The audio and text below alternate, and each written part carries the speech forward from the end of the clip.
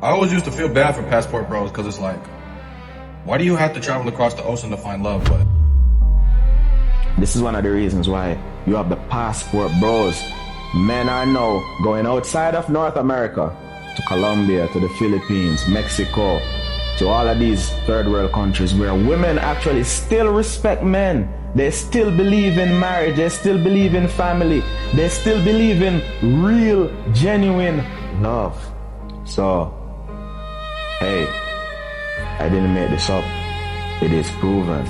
And all the passport bros, they're gonna be like, yeah, someone said it. But it's facts though. It's the truth. It's the truth. Can we have a serious conversation about the LBHs, passport bros, like whatever you want to call them? I just don't understand how the most basic level men can leave America, travel to these other countries and just pull absolute tens, like the hottest girls that you will ever see. And these men, like men that we wouldn't even look twice at, are just pulling them and convincing them to date them. Like, I truly don't understand it. Can someone please explain to me how this is happening and how these men are able to get away with it? Also, like, how can we stop this? It's out of control and it's getting to a point where it needs to be stopped.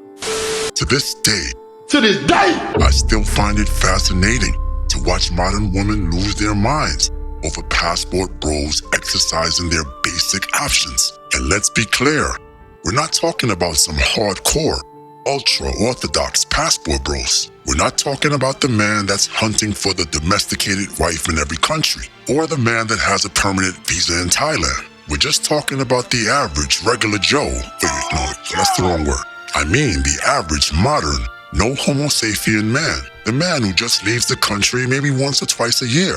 You know, to get his Prince Hakeem on, aka sow his royal oats. To sow your royal oats? Maybe test out his stroke on a well-proportioned BBL. He might even entertain a few long-distance relationships. Yeah, that guy. Now tell me, what crime has he committed? What sacred social norm has he violated? Well, you see, every time I ask myself that question, two epiphanies hit me like clockwork. The first one, by exercising his options, he is neglecting his most important duty. And that duty is to idolize, pedestalize, and spiritually worship the modern Western succubus. Think about it. How can he possibly give his full devotion?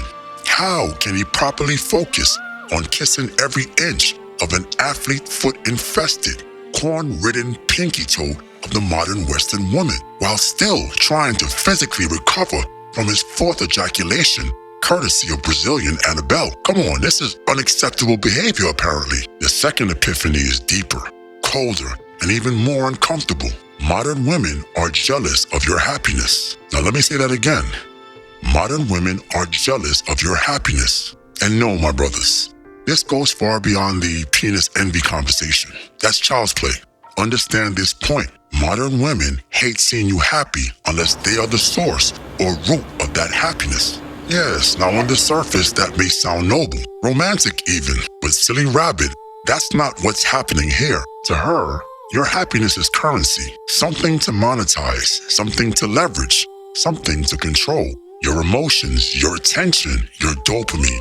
You see, when another being, another woman, another culture, another environment can trigger that same dopamine spike in you, well, she doesn't see competition.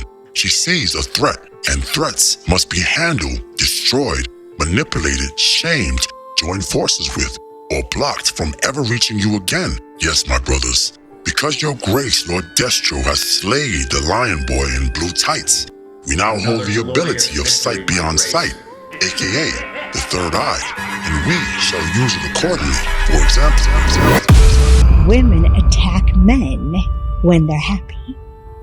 Women attack men when men are happy? Mm-hmm. So wait, why do women do that? Because happiness and power comes together in a man's body, and the power is scary, terrifies us. Especially if we don't feel connected to you. Because we're afraid to use it against us. If we feel connected to you, then we're happy you're happy. If we don't, it's scary. And so we have to diminish the power. So we will attack them when they're happy.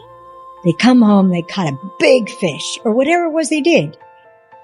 If it wasn't something that I did that gave you that feeling, then that's a problem. You're more excited to go out with your friends. It's supposed to make you happy. How can we stop this? It's out of control and it's getting to a point where it needs to be stopped. Now you can see with your own eyes. It's far more diabolical than one might think. Anything that distracts your attention from them must be destroyed. So if you go to Medellin, Colombia, you will walk down the streets and you will see girls on a scale of 1 to 10 physically. You will see 9s and 10s working at a taco shop or doing janitorial work on the side of the street with a very minimalist life. Very happy. Smile on their face, probably live at home with their parents, don't even have a car, don't have anything materialistic. Very approachable, very friendly, just very grateful to be alive and easy to date as a guy. On the flip side, here in the States, there will be girls that on a scale 1 to 10 on the bottom half of that scale that are challenging to date, very pretentious, non-approachable. Guys will approach them like, oh, like you're creeping me out. Very, very challenging to date. And for that reason, I'm like, guys, like this is not normal here in the US. When I go travel to all these countries, Hungary, Budapest, Ireland, Australia, everywhere else in the world, women are like a lot more approachable, a lot more easy to get along with. They're less pretentious. Colombia has completely ruined dating for passport bros. Because for a passport bro, an 8 back home is a 5 here. And the 8 here doesn't exist in your hometown. Woo! And that's the bottom line. I'm through. I got nothing else to say. You know what's even worse than all that is the skill recollaboration. All it takes is one honest look at the women we've been told are attractive by the media. We have pedestalized women like Sydney Sweeney, Lotto, Ice Spice, or I don't know, Scarlett Johansson as the standard. And honestly, I'm struggling post-Harvey Weinstein, post-#MeToo, to put together a list of actresses that even crack the 8 out of 10 mark anymore. Just one afternoon of watching the Colombian Weather Channel, and suddenly your entire nervous system reboots.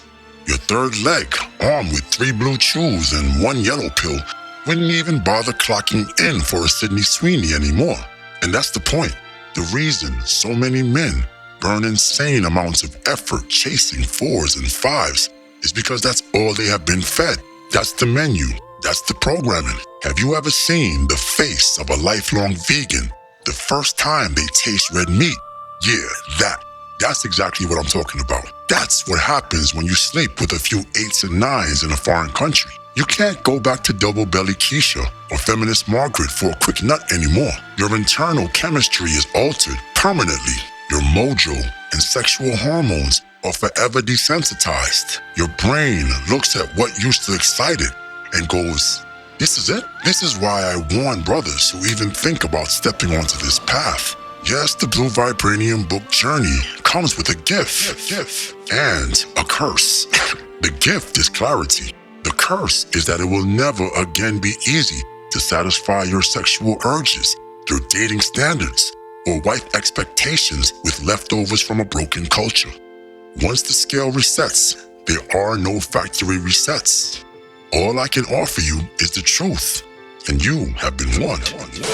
I always used to feel bad for passport bros because it's like, why do you have to travel across the ocean to find love? But anytime I see one of these third world country girls, and I'm not talking about one with the BBL, I just mean a regular old normal girl with a normal build running around the slums of Brazil with a dirty tank top and beat up flip-flops. Whenever I see videos like those, I start to understand where the passport bros are coming from.